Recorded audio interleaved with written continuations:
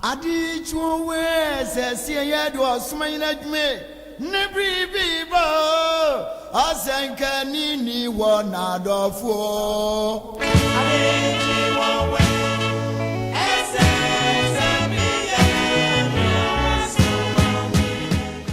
This is Christ Preachers Church International. Have you lost hope in this life? Do you want to discover your purpose in this life? Do you want to know how to live a life pleasing to God? Are you facing any spiritual problems in life? Come and discover your purpose at Christ Preachers Church International. At Christ Preachers Church International, Jesus is the answer to all your problems. Come and receive total personal and spiritual growth. Christ Preachers Church International, there is hope, faith, and love. We prepare Christians for eternity. Our mission is to call on humanity to come to Christ and receive salvation. Visit any of our branches nationwide, or you can visit our headquarters at Soutum near Market Junction. For more information, contact us on 0244 256 790. Christ Preachers Church International. Victory for Jesus. Satan is conquered.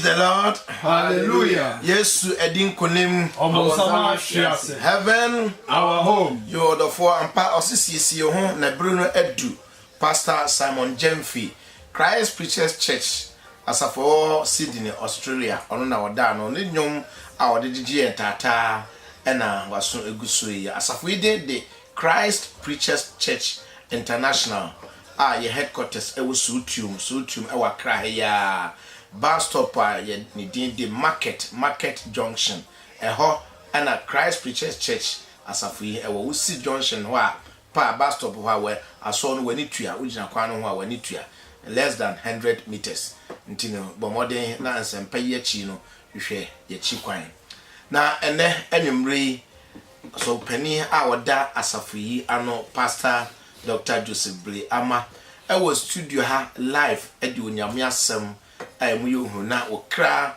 na duane ana ode ebro bomode na efi sabre ekosi 7-9 o'clock na de oni ntu anamon na ewogidie se ensempa no ko na wiye no na okra didi amen wonya da so oso se ampa se wonso Yesu esane na nunyamo a heaven no obekobi ebia na woso mfa ahoma Yesu jumedi be ko na wiye no na urade na wajewo bomode netie frebusuafo ne adofo nyina Osofo Emmanuel J. Ene wa meka wo so wo Kumase oni wadwumayefo mo ye conference sonko ewo Kumase na sabre no mu tie affiliate station ewo Kumase live ewo ejumedi so nti bomode a na frefre adofo nya ejwumayefo mo nya krado mo maye no fro wu nyina se na nwumre Pastor Joseph Bray Ama aba Christ Preachers Church na obianso NTB eda mo nyina ase ene enwumre abuafo adwumadi yem brother Paul no amoye coverage kama wa ha brother Joseph so e wa ha Paul for me no chief driver o ha bi na me so me the apostle Michael Ankra papa nankasa papa himself ono an na nyum ode nsempe ade bro Pastor Joseph Bray Ama yes ebre no na ode mpaibo e be fi enumre nsempa na se and I'm out of 40 for my God my God name oh me nyame ayo batampa Amen. Asana usa yi. Amen. Encount. Amen. Yi encount. Amen. That encount. Amen. That was a name you bray. I didn't name So the Yankwanche. Yes. Nagana man, so only in a dinner ye. Amen. Hana many baby, this is what my member Briso. Pa. I had a wood in your man in chair. Yes. In there, say who ye never soon ye. Amen. As then come with you. Amen. And then so be a constant called Yama Christ Preachers Church International. Hallelujah. Same Fabian 1 and 3.5 her. Then I'm saying, Yancho Awesome. Yes, Fire, I can Yakumani Adminum. Me can send me a fee and Casa Honam Pimu. My mom cronk and fire do moon, now no man on Casa and Nibreso. And Madame Common will bet you over any year from. Yeah, I can say any year for. A campo moi, you know, don't owe any more him. Yet I was and that's what she has some quantity. Amen. Amen. Already asked me, only in Antanada. Amen. Already asked me, only ATF Antanada. Amen. Say, bear, Bosumi, any chinua, na yano, a casa, a fa, say, a bonafo, a hunto, and che. Na Nijeli Biara Obenian was assist and also and che. Le momono, ye were a Nijabia, ye pay a war da, and an or sorrow, a Niji. And ne, Yanamo Becca or so a Nija Hansem. A betumofo. After from after him when he so, baby, I don't know what could be. The moment I can cancel him for Apostle Michael Ankara and Chain. Revelation chapter 19, the account from verse 1, and I did some or say, you know what you know, The topic. if you have some head, you know, or say, or slow for any J. Hallelujah. Amen. The camp some grammar topic. Hallelujah. Amen. Or sorrowful energy. Topic no, am I at Yasi Pepe say, and the yes from Kumbi, or sorrow, Unyakopon Ahinimu. Unyame, and an above from Pempem. The double Yesu Christo. Our Unyakopon Guamano, and paying for Bruno Anino, and not Tias for Banano, and above from my intimate cow. Omo wo ahengwa nanim na den ena omo ye ho ye nko a ni jemro so nko mu ena omo wo saati bia mu ena Onyankopon pese mene wo a ya ba hu na mu no opese daachi onam ndo ba Yesu so obefa yi e de yenko edimo mi enti osorofo enije Eyimachi no metribribi a etise enkrofo pii ene kese osoro se hallelujah nkwagye ne wonyam ene ni die ene tumi ye Nyankopon dia. Praise the Lord. Hallelujah. So okay, Revelation 18 no a oba kireo se Babylon kese no ahwease na adwaman kese no a odna adwaman mo ase wiase amama nyina no one ahemfo one atumfo one sikafo one nipa kese a wodi wasase so no Lucifer one wa bodwaman en se wa fa wa dwene wa kuma duma ma wa tie Onyankopon ahye de kronkron into Revelation 18 nyina e ka sehwe a ewiase a wo nyina e ba ba hwe ase dakro asehwe a Satan ele na abofo atumfo a wo wiem ele wo wa ba honam a wasase so na mo ota wo poase ene wona waka ho amu atia ho ene tumidi bia ye France esum atumfo no wo wa sehwe Revelation 18 no e kan nyina ho asem na Revelation 19 no e kan se na eyinu mo achi no den mo achi asehwe na achi no Yesu nkunumidi a wabedi no ohima a onene Lucifer no so no ne na abafo no so no achi no enije kase e na eba e osoro mbache apostle kan line 1 bio Revelation 19 Wasi eyimachi no metribribi a etise enkrofo pii ene kese. Hallelujah. Amen. Let's say ewiase na sihwe na achi no ekunumidi a aba e osoro no ose bopa a abofo eni nipa o wa fi asa so ekọ emwanije eni ahusidi no eye eni kese ena bomu na Yohane ya urade yi eni so ale huru kire no wotie o se na eyirumachi no mete ene kasia eye nkrofo bebre ne osoro na ene no de asam ena eka o say hallelujah hallelujah amen hallelujah no eye osoro kasa a ekire enije ene ahusia ewo osoro praise the Lord hallelujah hallelujah amen Yesu adinkuni omo sama hwiase entina Yesu woto nsa efra wo a ene wutie bishan wan eye Christ Preachers Church awurade eto nsa frɛ sebra beka na bofo ho bra na beka ne nkwa ho bra na beka na hontefo ho na ode mu nyina obefa mu nyina enko soro amedan duru ho a sani no wo so ne beka ho hallelujah amen hallelujah amen wo so wonne ebeka ho tibia bia wo brisa wote ani ekasa ya na sa wo gye awurade di na wo ye nu a obo ne ho a na sa wo samba Kristo nchen a edandu wa wonne ebeka sankrofie a wo mo do so ayentumi nkan no wonne beka wonne ho hallelujah amen was enkwagye ene enuonyam ene ni die ene tumi eye ye Nyankopon dia oh hallelujah amen hallelujah amen salvation and glory and honor and power belong to our God, the Father, the Alpha and Omega, the all in all, the Lord God Almighty. Salvation, glory, honor, and power is exclusively reserved unto Him. Enti wasin edano enenu ebebano ne enenu ekan say hallelujah. Enkwagye enidie anonyam ene ayeye Nyankopon de da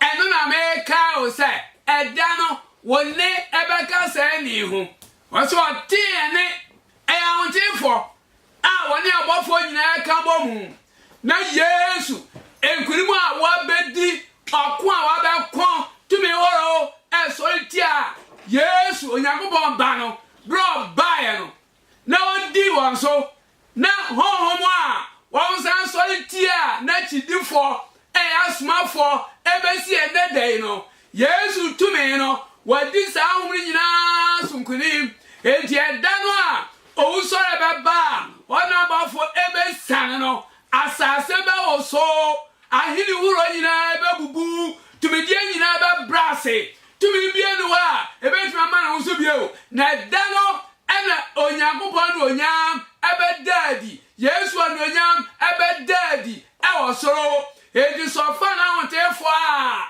wona wawu owusore beba ofa o be kanti asfo ho a na okaka na bofo ho a heaven ho a eni ebebani hallelujah amen kwanje enidie ayeye eni tumi Nyankopon de da amen enti ewurade to nsafro na oni emeka sai ni ho oni adofo awutie ye eye nije sam eye osuro nije wansam ne eka enya sa so nije etweko wie bone etweko ye dwamamo etweko wie ensanom etweko wie krono skanibre enada atro pesmankuminya awudie enya no ne ma osoro anije baby anyama nyina wie paye no eho ena so bi wa na so cancer owanije mu a na ya nije ewie paye enya sa so anije aha nije bia ya na da eye kontompo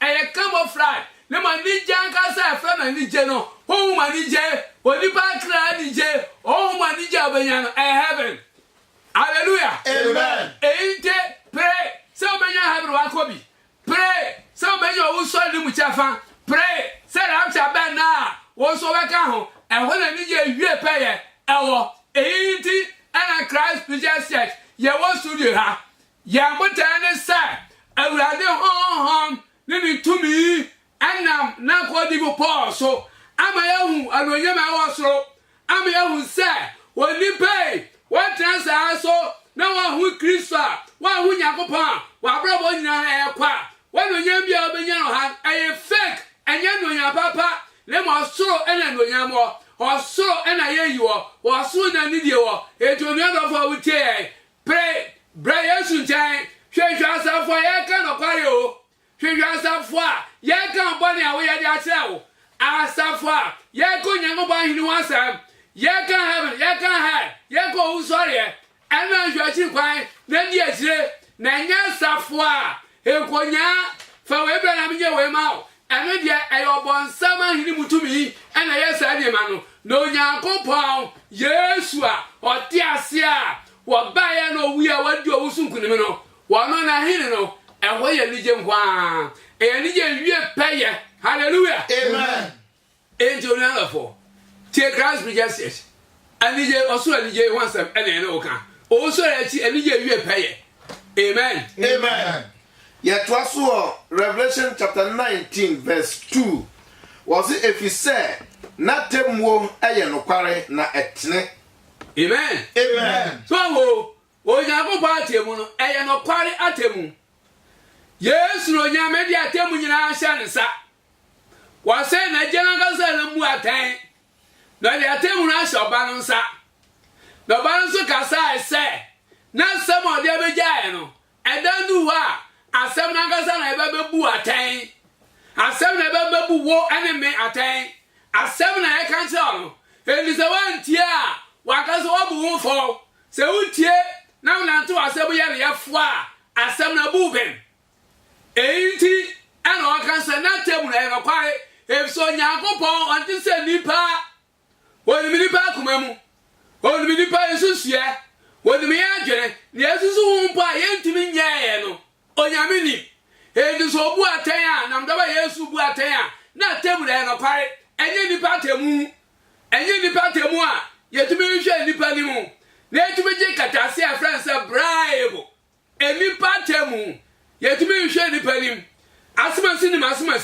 asimasi ejo tumi chi atemu ana yeso obiro ni bi so a yetumi ni sika komano na no so a chi atemu enye sa enye hunama na atemu ankontompo ahya no ma no ye no hansem ye ka onyankopon atemu a na atemu aye tene ejina tene ene no kware so ebiso onyankopon hini no ejina tene ene no kware so ejina atemu tene na no kware na sam tene na no kware eriso de asem tene ma na de no kware sam ma na sa wa anye a obebu atan a obejina no kware so ane tene ene ye no so na sa tene so na obu atan eji atemu no nyame atemu no no kware atemu a enchia na fa no kwan so pe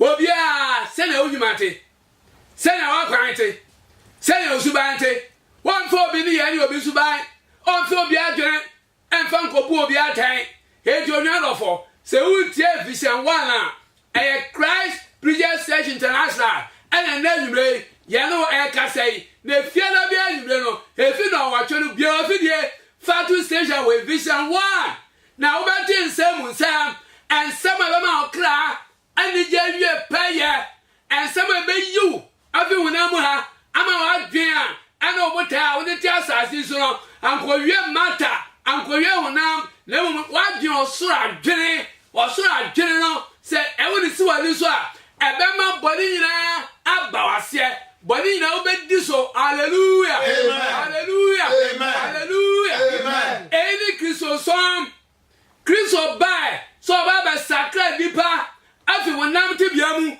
ade ewura ohom ame adwen osoro adwen ache hunam ni adwen efisa hunam ni adwen yo wo na ohom adwen na eda nkwa enjo nu adofo ensem ayan kan no wo kan John 6:63 no a wasina ensem a me kan chami ayankwa na ohom onyame ensem yankwa na ohom na no kware na tene endise ubuso a watu ho atwere ubo nyame nsele so a wakumo ho adeda ho asie ho deda onyame nsem kuto ena tumi nya no de boni adi efi ne boni mu enti sa sama ebe boni ti bia a wo mu no asem so asumo a be wakuma mu na asem enkenya na enya no efi na wadamu adwamama mo ada ensan ma mo ada abosonsa mo ada awohwibra mo ada ena ada mo ada sane Money brown so, na Jesus no, or so best right, amount. Only you are saying, hallelujah. Amen. Yes, what do you claim? Amen. Or see if you say nothing more than a quarter and say, Ubu a German can see our dinner drama more. I say, assassino attain. Oh, hallelujah. Amen. Why not German Cassino? Yes, or father so bunatain. A German Castle on the German says as only Lucifer. About for Bonnie or to a tail for on a da for oh dilly or condom pony, Bonnie Sujina and Su Yababa Libia dia and Lucifer Satan is soon no. Yakan Jamaya a Satan su Yakan Crona a Satan su Yakan Udisama a Satan su Yakan Sanama a Satan su Yakan try a Satan su Eti Boliviano a Satan Lucifer Nisu Eti Radi Bababuna Tain our Nisubai our dear for it am I saying na and you may have a Nam Castle Namihu trailer Chesa and Sampa Yellow Ma Acro. Now, me share address arms. Oh, upon some dear. Well, man, hey, the old command Nipama and the San somewhere in a young. I dare you, young boy, you I don't know. And upon some Pia Nipa, and the little room, say Nipanya. No one thing I go point to her. At you, now, by then, Nipa my home at way. When I'm so bad, your mind pass and one, and then the nipper, 1 mile raw, 1 about quarter quack. Of course, so yeah, media swap. I brought free 1 about quarter quack, the beer, Cata Bibia, so. And my baby now. No, what you want it? Then you are saying, woman, and your number was a woman. Even I am saying, I can't say, yes, matters of being a bang. And you join the video, I say, bang, yes, I say, our corner. And qua so no qua, who would tell you to yes by obey wheel. So I can say yes to obey Wajem and Qua. Why don't Qua or Qua ban so? Brother to the Banimu. Now so sir, but I don't see us on our qua, sorry. Now I can say yes to Ajon Qua. And when you ban and what the brow. And when you would just say, what the other for? And man who cry, and man Lucifer, and cause now die. Now Bible can say, Yemi and my own yes, a woman who Christian never found. Now, I just saw them. What now was just on the Yankopon? What I told you for answer, General. And you're not for any liberty money panada. To your man of crack. Nadia 70, Nadia brought years from China. Now, what dear Nina Casanwa, who will say, oh, my own crown, and a year, Juma, and your throat, and your nada. What may I swear, over who says some I can play? Young vampire. And cancer, Fescabra, young so and Fama, young Ton Chene, young Tom Bibia, El Lemon, ya vampire to sell a Casaya, ya near Suwa, so I said Mobile who said, and you pay our own Lucifer, and the Yara Chicho, ya vampire, and my Yara Urania, our Intia, no other my. Hallelujah. Amen. And answer for no quiet, and you shall suffer this certain quiet, not giant. E kontopo na da na udi asie no anya sa eni a ekasa wo so ani je no wonene nkwa nkoka ho na ma wonene no ebeka wona wonsu na wo twa wo sen e wo bonsam jam Yesu me to so bie oni adofo ye na wore kasa wa ni breso apostle o so abu adwama kasa no atan bacha apostle come 1 Corinthians 6 no na kan verse 16 no wasi wa buadwa man kese no atain Lucifer obonsam mamwata wana otimi e produce emayiwa ebiru wa spirit wa mo ba e pie physical ema ene mema be buadwa man e sai won ebiru so ba wura won wa ti asai so emayiwa e do buadwa man emayiwa o sise hot pansa skadin tientia a ojina discotheque and when I didn't then soon and a row abayiwa 18 years 20 22 a turn on the boy man e soon by e Lucifer e mamota soon was sign no e genuine man of 1 Corinthians 6 no verse 16 no eka se nipadua na ya wo dia wo ba kire ɔse anaasɛ munnim sɛ nea ɔde ne ho bɔ adwaman ho no na ɔne no ayɛ nipadua koro. Oh hallelujah. Amen. So I'm saying Revelation I can't just oba babu adwaman kese no atai ɛna ya kire ase sɛ adwaman kese no ɔne Lucifer wɔne mama wata enti ne 1 Corinthians 6:16 eka no wɔse ne ɔde ne ho bɔ adwaman no wɔne ne yɛ nipadua koro enti ɛne na hwan na adwaman no ojama bonsam mama wata bonsam enti sɛ ɔde ho bɔ mama wata wɔde bonsam ayɛ nipadua koro so Yesu wa yuzo honam ede ama Lucifer na so Lucifer no oyesunsumo hallelujah amen oyehom mama ota yehom otumi manifest physically eba dikan se abayiwa motia oyehom otumi manifest na so wo nyina ye ka wo nyina abomu a o ye nwaman ma wo ye nwaman ma efisa anka wo ye abofo papa wo ma ntena onyame ahinimu anhye Yesu tumi ase and I'm Lucifer, at you, and Mamma Wata, I bought for an uncle, so I say, I was so, what ya, or I bought for, says I want some, I bought for, woman, no Lucifer, and to me that down, no so Yesua, yes, just come with him, what they want, and was as well, Swa, everyone you are, I was everyone you are, me pom, everyone you are, about them, wow, no, ma. Everyone to see a comfort so me a much ya comfort I want some for hallelujah amen I don't want no I don't want Lucifer no I don't want mama watano one of the beya honam crow na I don't want no swear was it if so ka say one be no beya honam kro na nea ɔde ne ho bɔ awurade ho no ɛne no ɛyɛ honhom kro hallelujah amen hallelujah amen so what you into asenia ɔde ne ho bɔ dwama na ho no one be honam kro ma kyerɛ m sɛ dwama gyina ma Lucifer awurade akyɛ so ɔyɛ honam na ɔde ne ho bɔ Kristo Yesu de one be honhom kro if say honhom kro ɛna abɛtena wo mu honhom kro ɛna awɔ foforo onyankopɔn aba ɛyɛ ba papa abano a efi Abraham esenfa Isaac na to see Jacob and mamuno we na sini hallelujah amen hallelujah amen Yesu adin kunim abosama hwiase enti woni Kristo eba be hom kro eni Kristo som wo bae so ba be sakra yen kra no ya hom Lucifer adia so efi Adam bre so enu nti Adam atoye ahye bone ase no Yesu ba eba be gie oba be ye ne nkwaje na e kan say Yesu aye Yesu ba be gie afi bone to me ase bone Adam ton e hye ase no eno me ene emu ha emu so pari nya ne nguase no Yesu ba be ye afi sa bone to me ase einti no ade ho bo Kristo no oyiwu ebi sa bone to me ase a na oni Kristo abe honhom kro ene e kan say he is a born again Christian, a regenerated Christian. Your ways become the ways of the Lord. Your way becomes the will of the Lord. Hallelujah. Amen. You become right in tune with divine principles. God the Father, God the Son, God the Holy Ghost take absolute indwelling in you, and therefore your character and attitude change into newness of things. Your mind is renewed. Hallelujah. Amen. Hallelujah. Amen. Eyi na ya hwehwe, eyi ni Kristosom, eyi Kristosom no, enya didie, ene onom saa mpachel. Come in Romans 14 no, answer na ebesa na 1 Corinthians ha. Come in Romans 14 no, na kan verse 17 no.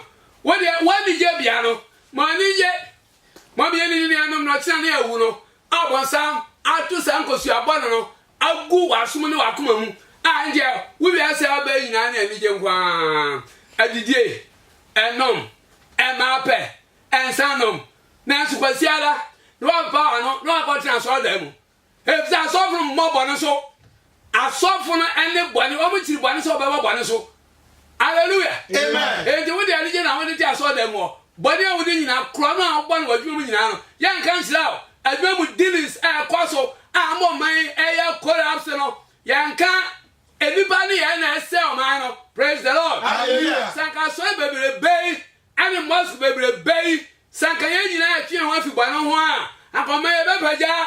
Na so de ne ehu. Pesman kunya enada atro enkontompo adwamu dilis na so nyina obia waso obebodi Friday nkamafo call mos koyala kubaru praise the Lord hallelujah hallelujah amen na so ne wati na nye akristo afo so once wakwaso aso ahoro na so ne wati na nye na akoma bi enti anuanum mo me enti asem yo na Yesu ma ndi aban yo enie ma ekoso no se wunya hu ya hu se ne ekoso no wa breso ne ekoso Sodom ni Gomorrah no enemre eyatra enti Yesu man aban enti osuro ni je wansem ne na woka atemu achi no rapture na achi no anije kase ena wo soro ahonhom enipa wa sakra Yesu obefa akono wa ahonhom ene abofo ebe kambo mu praise the Lord hallelujah hallelujah amen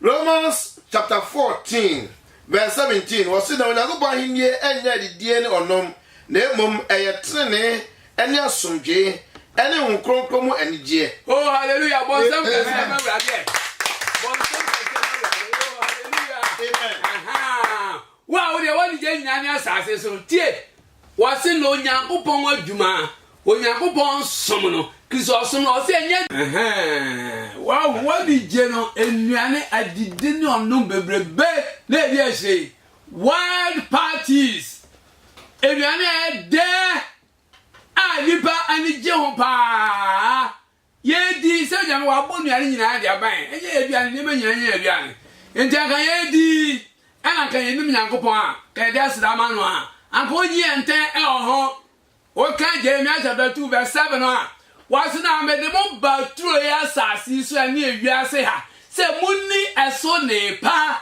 na yeso oboni manyina de amaye se yeni free no asina so na mo baaye no modi majapade eye chiwade no dey anybody a ya akasa ye de ye ni padua na de yan ko sayem ebo nyankopon bufu baaye so enti wotu aso osina so asofu no anka nkire me man oh hallelujah amen asofu no modawro ama manani ama ho so se wade nyamsuo etnase ne mo watwe ho fi bana ho osina so asofu no anka na dibu no so anka na mo wodi wankasa kokoso nsem ne wankasa wo pe ne wahunu bi kire wo no na wodi so na wodi agire na wodi niema ehuni faso achi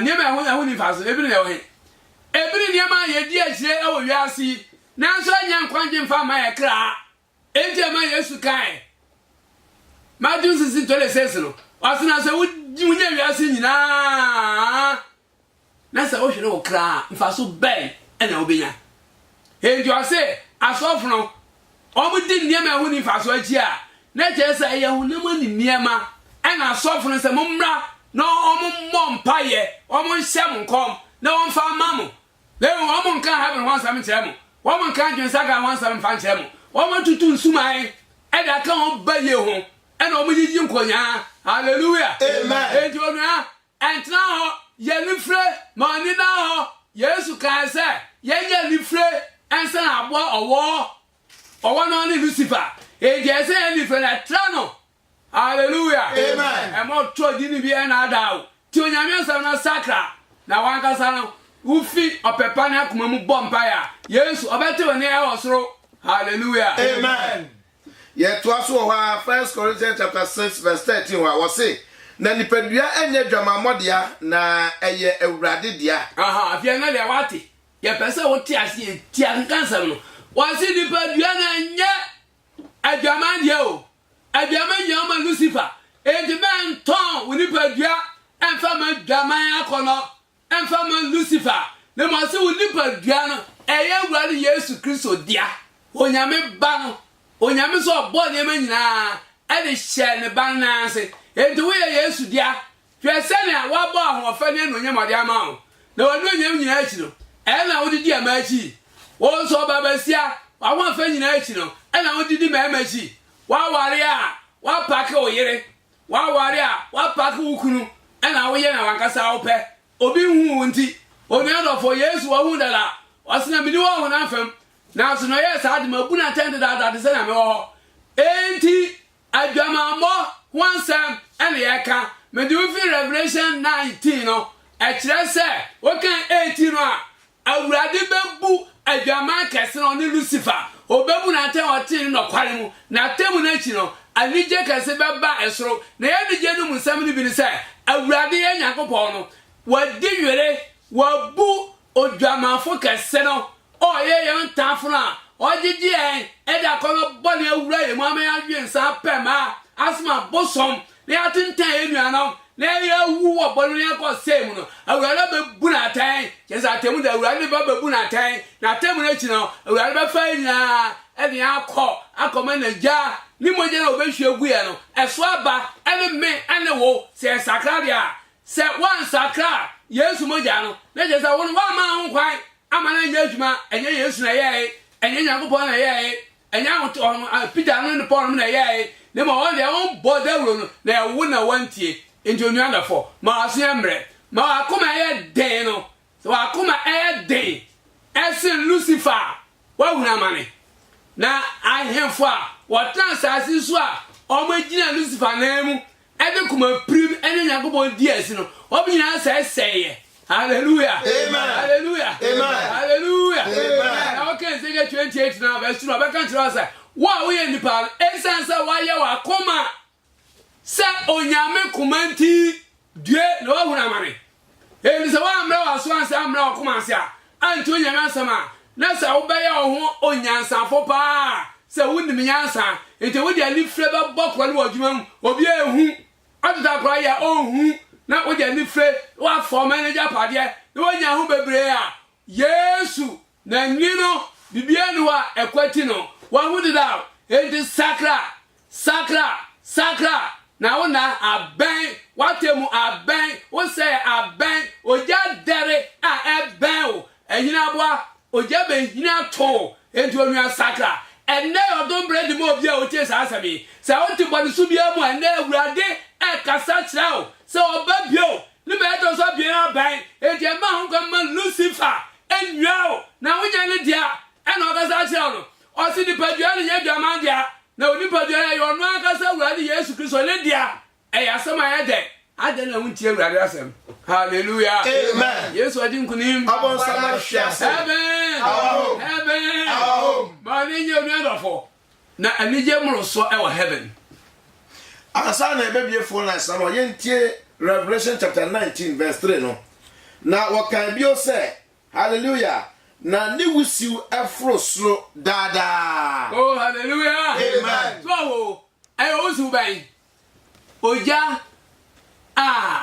oba ba show atamfo no Lucifer ene wona wetie Lucifer no eye daoja enti ni wusiu so ebe fro sro da so je ndum dia ene sanka wusiu so en fro sro da na eye daoja enti ni wusiu be pun akosi da endless enti ye kan hela bia eye hu papa oja tana oja fro no a enum da na nipa ma egum oni anofo hey na di unso wanu ni sifana opese otwe sedak mesa na bedne waso no wanya sojwe bia o se ojamu ana de won kogu ye e se ojano anu ya shina e den se adu tu jama ku a oni anofo anya de ketwa o na wurare yan sanjane awurade wo bibia sutumi o ja sutumi enti ojana ntumi anhye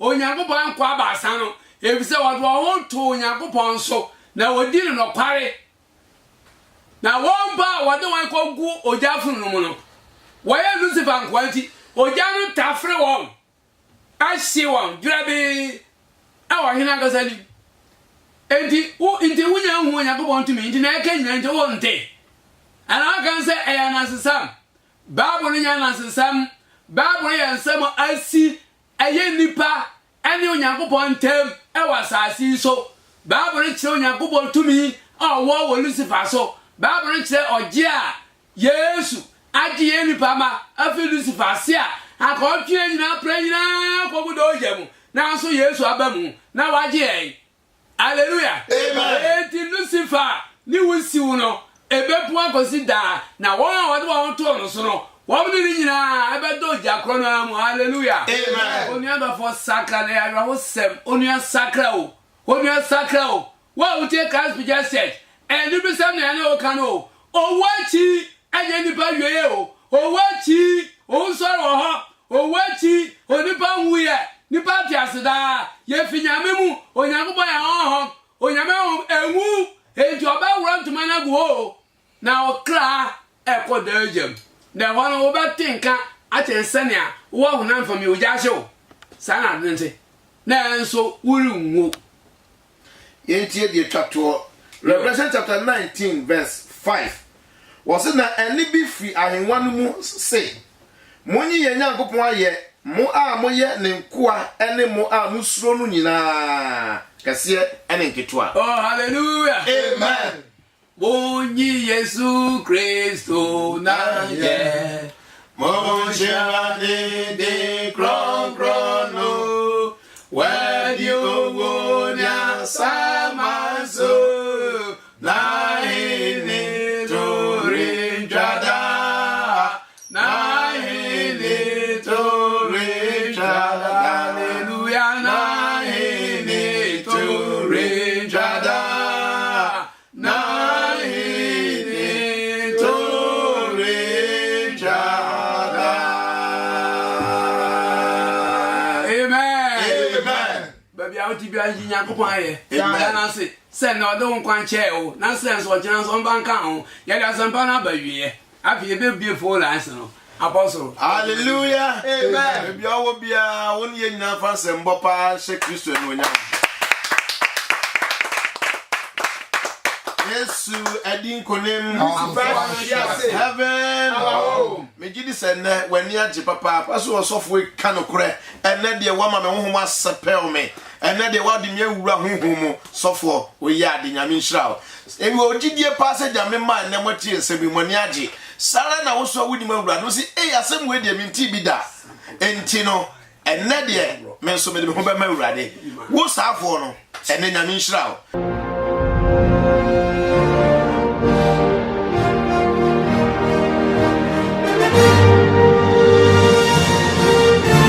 Our stay here on earth is for a definite purpose, and that is within the divine plan schemed by God.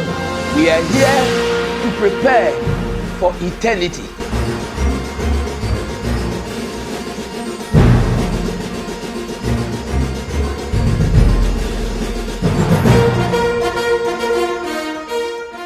Thank you for watching today's episode of Reality of Heaven and Hell with Pastor Joseph Blay Ama, General Overseer of Christ Preachers Church International.